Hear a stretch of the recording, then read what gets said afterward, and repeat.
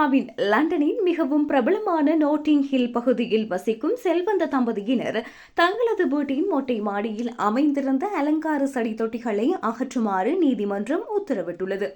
பிரான்சை பூர்வீகமாக கொண்ட Nicolas Joseph மற்றும் அவரது மனைவி ஸ்டெஃபானி ஆகியோர் லண்டனில் சுமார் 2.5 மில்லியன் பவுண்டு பெறுமதியான தமது 4 படுக்கையறைகளை கொண்ட வீட்டின் மொட்டை மாடியில் கருப்பு நிற அலுமினிய பெட்டிகளில் செயற்கை மற்றும் இயற்கை செடிகளை வளர்த்து வந்துள்ளனர்.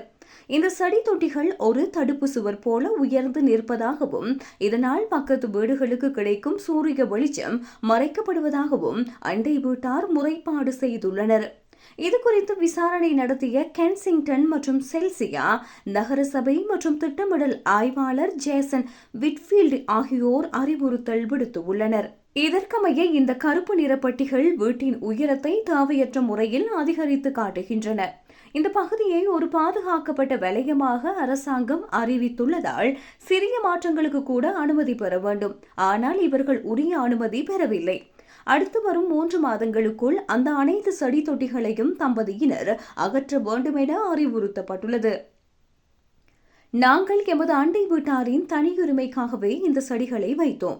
ஆனால் சில பொறாமை கொண்ட அண்டை வீட்டார் எமக்கு எதிராக செயல்படுகிறார்கள்.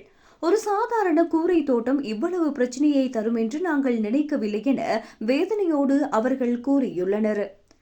இந்த வீடு முன்னர் லேடி சமந்தா கேன் எனும் பாரிஸ்டருக்கு சொந்தமாக இருந்தது. இவர் பிரிட்டனில் 3 முறை தனது பாலினத்தை மாற்றிக்கொண்டவர் என அறியப்படுபவர். அவரிடமிருந்து தான் இந்த தம்பதியினர் வீட்டை வாங்கியுள்ளனர். தற்போது லேடி சமந்தா ஸ்காட்லாந்தில் ஒரு கோட்டையை வாங்கி அங்கு வசிக்கின்றார்.